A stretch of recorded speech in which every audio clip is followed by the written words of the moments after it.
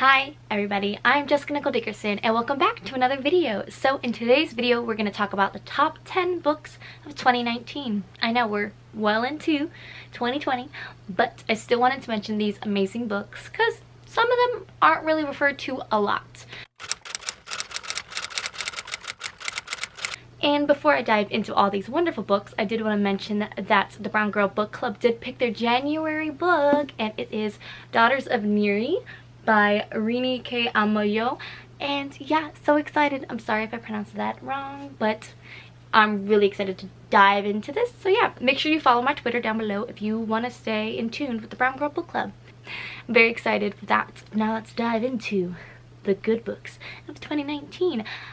It was really hard to pick 10, to be honest. I read like 119 books last year, which blows my mind because I struggled to read 50 books in 2018, and in 2019 I read 119. Oh, that's so funny. 2019, 119. But yes, so I just picked my top 10. I read a lot of amazing books.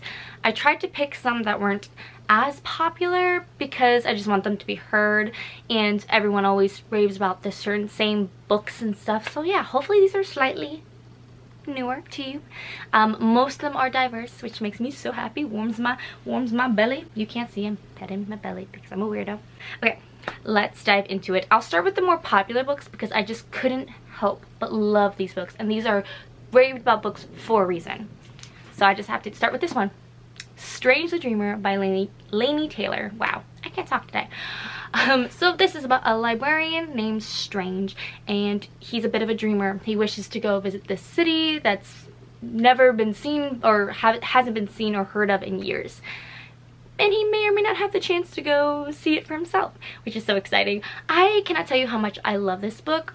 It's raved about enough, so I don't need to dive really deep into it, but I enjoyed the development of the story, like how it was presented and how it was written and how lyrical it was and how suspenseful it was. I did find that the first one was a little bit more suspenseful than the second one. The second one was very much more plot driven. This one was more kind of laying in the groundwork but doing it in such a beautiful way. It was like almost like a mystery, but there wasn't a murder. I guess there technically was a lot of murders, but did that get you interested? Yes. If you haven't read this, I recommend. And I know most of booktube has, so ignore me. Okay, now to alternate to a less popular book, it is Full Disclosure by Cameron Garrett. This was so beautiful. I got lucky to get an advanced reading copy. Wow, I can't talk. We're gonna ignore that. So I got this on Twitter. Someone was giving it away and I was like, oh heck yes. So this is a girl who's transferring to a different school for unknown reasons. She's had trouble at her last school. She's HIV positive and she is exploring her sexuality. There's a lot of that in this book, which I really appreciate. Asexual, bisexual, heteronormative, you know, all that stuff. It talks about it. It talks about exploration, defining yourself. It also talks about being HIV positive. I don't know a lot about that sadly. I feel like I really should learn more, but this was definitely a great introduction, and the story was very cute, very romantic. So if you like a little contemporary romance, I highly recommend this. And stunning. Definitely shook me. This was a debut novel for this author, and I really look forward to more of her content. I hope it's a little bit longer, and also if you're a theater geek, you'll love this because she directs Rent in this or I was about to call this a play, in this book. So check it out. By the way, did you see my new background? I hung more stuff. Is it cute? Do you like? If you don't like it, you can leave. Bye. Back to a more popular book. I couldn't help myself with The Fire on High by Elizabeth Acevedo. This was so freaking good. Obviously all these books are 5-star, by the way, in case it wasn't obvious. So this is a story about Imani, who was a pregnant teen and has a baby now who is, I believe, like 1 or 2 years old. She's still in high school and she wants to be a chef but doesn't know how to balance the responsibility. Should she just commit and get a good paying job and like take responsibility for her child, or can she follow her dreams still? And can she trust her heart again with romance? It's very cute. I find this to be very character driven and not plot driven story, so just know that going into it. And this baby. I also really like how she talks about relationships as a young girl who went through high school and went through the whole phase where boys are always trying to get at you. This was a very, just like a breath of fresh air. That it's not just me. There were some lines that I really had to underline. I also really like the fact that she has an abuela in the house. She does have a kind of strained relationship with her dad. Her mom isn't in the picture anymore, but definitely read more to find out more. But yes, this was such a beautiful, beautiful story. Oh, the next book I'm going to talk about was so good, and it is Heartless by Marissa Meyer. You can't really see it because I took the dust jacket off because I really like this kind of checkery thing. So it's like, this is the crown, this is the Joker. If you've read this, you know why. That's really funny. This book, I have not stopped thinking about it. I don't know why I love it so much, but I do. The characters are so crazy. So Heartless is a kind of retelling of the evil queen. Is it the evil queen? The Red Queen? You know, Queen of Hearts. Queen of Hearts. This book is all about the Queen of Hearts and how she becomes that. And it's so interesting because I find most retellings are very predictable. But this one, to the end, to the last 10 pages was like, she can't turn evil. How is she supposed to turn evil? I don't understand. And it was so cute. The romance was so quirky. The characters were well defined. It was so fun, and the language was so whimsical. I definitely need to read Marissa Meyer's other retellings because clearly she's a boss at retellings, because this was so amazing and I could not recommend it enough. So if you like Marissa Meyer, check it out. Because I know Renegades is getting a lot of popularity.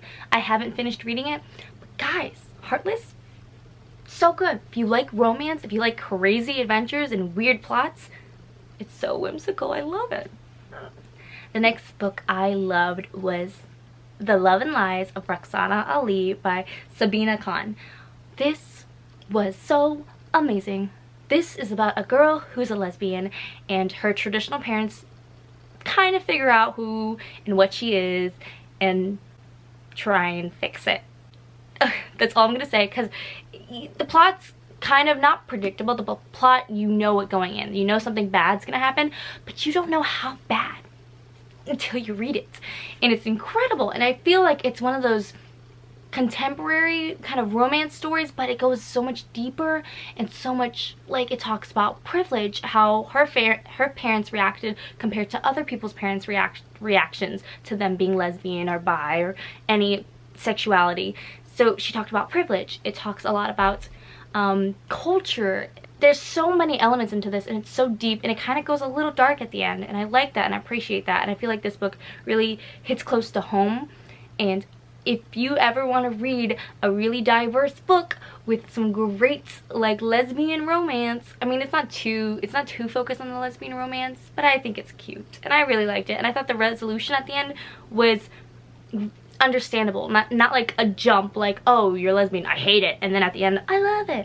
It's not like that. It's more realistic, it's more true to life, and I love this story so much. Oh my god. I know it got some hype, but keep the hype going because it's amazing. And I know Sabina Khan is also coming out with more books, so I'm really excited to read more from her because this story had such a punch. Such a punch. Okay, the next book also kind of had a punch. It's, oh, can you see it? American Panda by Gloria Chow. So this story, I kind of have, I think I'm reading blogs for most of these books, but this story just caught me off guard. Like, I wasn't ready for it. I thought, like, okay, it's gonna be cute. Okay, cool. She is May. She's going to MIT, and it's her first year away from home, but her parents still want her to be like a doctor and be the best. And she's germaphobe and doesn't know how to navigate through life. And it talks a lot about her culture, also being a second generation coming to America, or I think first generation. And it's just so beautiful. And this one does focus way more on the romance. So if you don't want something that punches super hard, like The Love and Lies of Rukhsana Ali, this one is way cute. The romance is kind of like just adorable, like so adorable. That's how adorable it is. I don't have words. I just, yeah, that's it. But I highly recommend this for that. And it does have a little bit of a punch talking about family and relationships and communication. So yeah, I definitely recommend this. It's so cute. Miss her. I need to reread all of these, like, right away. Right away. The next book I'm going to talk about is P.S. I Still Love You by Jenny Han. I'm surprised by how obsessed I am over this, and it's only the second one. It's only the second one. The first one was cute. I think I gave it 4 stars. It was like, okay, cool. Good introductory. Okay, whatever. The second one had me shook. Oh my god. John Ambrose. Can I have one? And now that, like, Jordan Fisher is playing him, can I have one? It's like the best. Who is Peter? Peter Kaminsky, who? But basically, it's the sequel to All the Boys I Loved Before. Everyone knows about this. It's a Netflix movie now. It's very popular. Everyone loved it before it was a movie too. The trilogy was really good. So I decided to read all of them. And the second one, oh, it's so beautiful. I need to read more from Jenny Han. The story is basically a girl writes letters to all the boys she loved before, and somehow they all get sent out to the boys, and she has to deal with the mayhem. And in the second book, John Ambrose comes in, and he is not playing. I'm so excited for the movie, guys. I can't wait. I have 2 more books left. The first one being Lady Smoke by Laura Sabatine, which is actually the sequel to, what's the first one? Ash Princess. So if you haven't heard of this series, fix yourself. The last one's coming out in February. Go get Ash Princess and read it. I found Ash Princess to be good. It was a great introductory. It had a great plot twist. The world was interesting. It was very intriguing, but I gave it like a 4 stars because it wasn't like top tier. This is top tier. During the summer I read this and I had an emotional breakdown because the love in this is so intense, but the politics are so intense and the world is so intense. I have no other means of describing this to you. I'm just like, I'm fangirling so hard. Okay, need to breathe, need to breathe. Basically, this kingdom was overthrown by this Tizer King, and he is destroying what is left of this kingdom, or queendom technically. And the princess who survived the brutal murdering of like the hierarchy, he kept under her, or under himself, and imprisoned her and made her work for him. And it touches on that a lot in the first book. And then the second book, we have so much world building, and it's so great. And I'm really excited for the third one. I know it's gonna like break my heart. Ugh. But if you are that person who likes fantasy, who likes high stakes, like if you like Cruel Prince, oh, this is just like that. Except it actually has some like queer characters, which is so exciting. I'm just like, ah. Okay, pretty done, relaxing. So good. Okay. And the last book I want to mention is The Devil's Thief by Lisa Maxwell. So this is also a sequel to The Last Magician, which I think was my last year's favorite, part of my top 10. Basically, this story is about how do I unfold everything. It's a story about a girl who has the ability to travel in the past, and she has to save the world by traveling in the past. And there's magicians in this world. They're all stuck in, or not all of them, but magicians are stuck in New York, and when they get there they can't leave unless they lose their magical ability, and most people who lose their magic ability dies. So you kind of don't want to leave, and it's kind of a trap, but they're letting magicians come in and trapping them and oppressing them. And she is going to save the world. Oh, I sound like the last avatar there. In The Devil's Thief, we are on a big adventure, and I really love it. It's, again, just expanding that world. The romantic tension in this book is just palpable. It's so great. Lisa Maxwell, chef's kiss, just like, it's so good. I can't describe it, and it's also like super thick, but I still want more, so much more. I also highly recommend the audiobooks. They're pretty good. But yeah, I don't have words, man. I don't think you should go in knowing too much besides the fact that you're in for a ride. Well, those are all the books that I had to talk about today. Let me know, what was your top favorite book of the year? I don't think I could pick one because I don't want to hurt their feelings. Or actually pick one because I'm indecisive. But I have to say I had a really great reading year, so let me know what was your top. Maybe it's in my TBR and I'll try and figure out when I can read it as soon as possible. Let me know, comment down below, like this video, subscribe. Do all those things that YouTube tells you to do. Hit the bell. There's a bell now. I'm trying to be a good YouTuber. I don't know how.